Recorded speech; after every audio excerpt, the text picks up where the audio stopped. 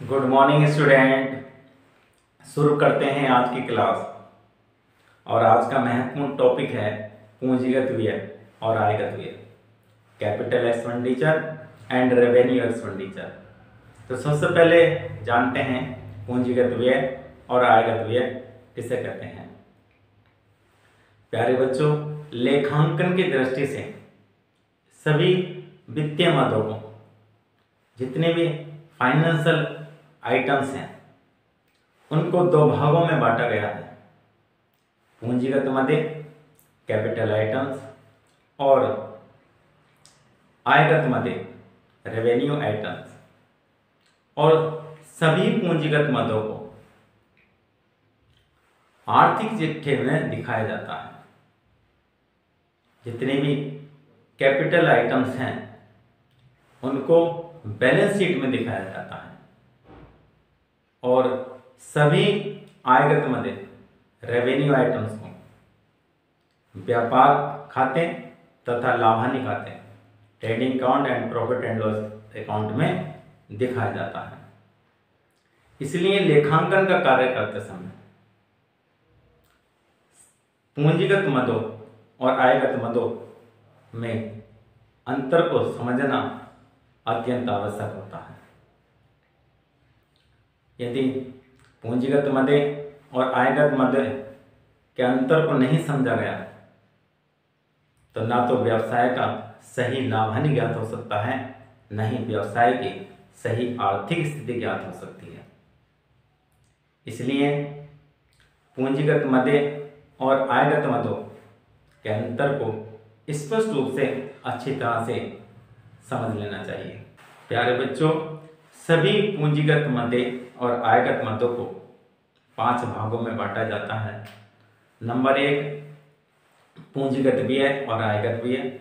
Number 2 पूंजीगत आय और आयगत आय। Number 3 पूंजीगत प्राप्तियां और आयगत प्राप्तियां।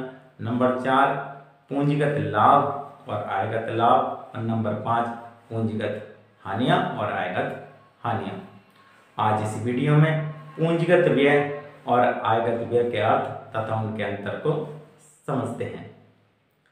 प्यारे बच्चों, पूंजीगत व्यय, कैपिटल एक्सपेंडिचर। प्यारे बच्चों, प्रत्येक व्यवसाय के लिए कुछ स्थायी संपत्तियों की आवश्यकता होती है, और स्थायी संपत्तियों के क्रय करने, उनके निर्माण करने और उनमें वृद्धि करने के लिए जो व्यय किए जाते हैं उन्हें पूंजीगत व्यय, पूंजीगत खर्चे, कैपिटल एक्सपेंडिचर कहा जाता है। जैसे भूमि, भवन, plant, machinery, furniture, goodwill, patent, trademark आदि को क्रय करने के लिए जो खर्चे किए जाते हैं उन खर्चों को पूंजीगत खर्चे, पूंजीगत व्यय, कैपिटल एक्सपेंडिचर कहा जाता है।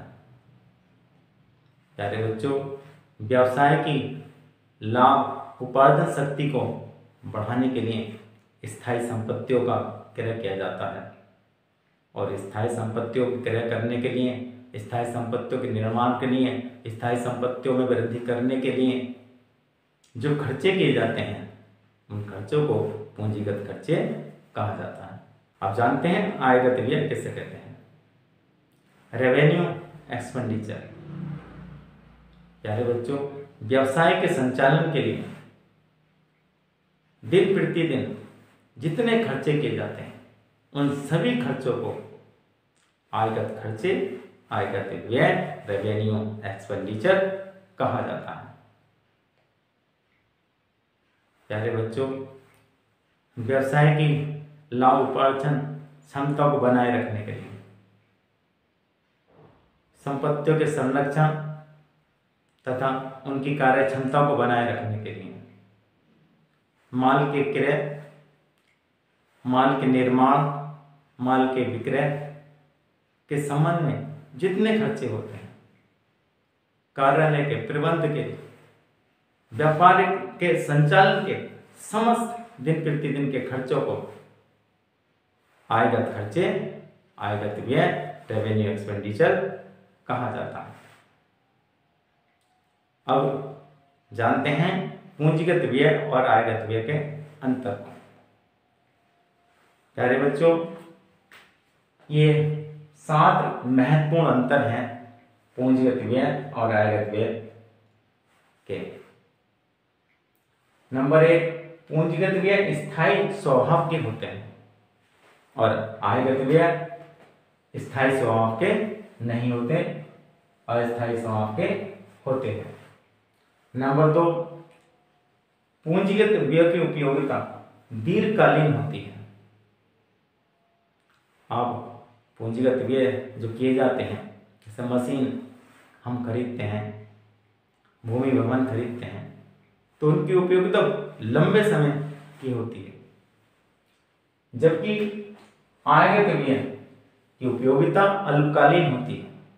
वो उसी वित्तीय वर्ष से संबंधित ही उनकी उपयोगिता होती है।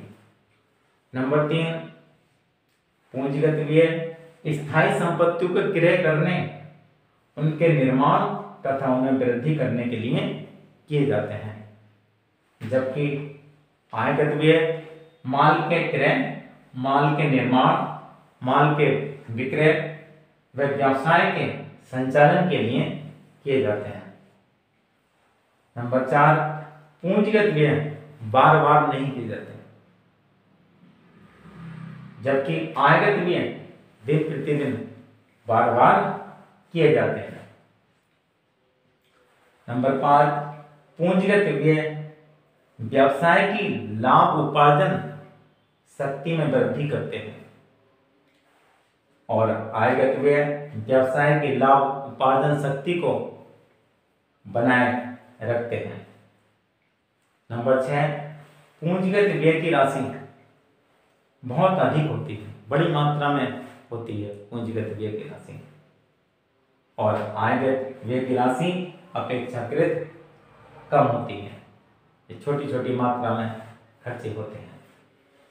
नंबर 7, पूंजीगत व्यय को आर्थिक चिट्ठे के संपत्ति पक्ष में दिखाया जाता है, बैलेंस शीट के असेट साइड में इनको दिखाया जाता है, जबकि आयगत व्यय को, जितने आयगत व्यय हैं उनको व्यापार खाते तथा लाभहानि खाते के डेबिट पक्ष में दिखाया जाता है।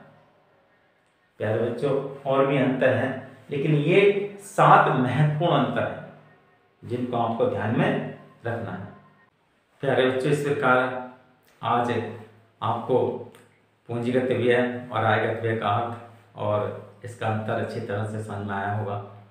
और अगर कोई बात आपकी समझ में नहीं आती है तो आप कमेंट में लिख सकते हैं, आपकी हर समस्या का समाधान करने की हम पूरी कोशिश करेंगे। और अगर समझ में आता है तो वीडियो को लाइक करिए, औरों को शेयर भी कीजिए ताकि औरों का भी भला हो सके।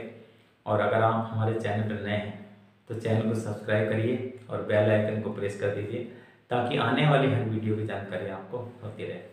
अगर आप पिछली वीडियो देखना चाहते हैं तो प्ले लिस्ट में जाकर class wise, subject wise, chapter wise और टॉपिक वाइज वीडियो आप देख सकते हैं। धन्यवाद।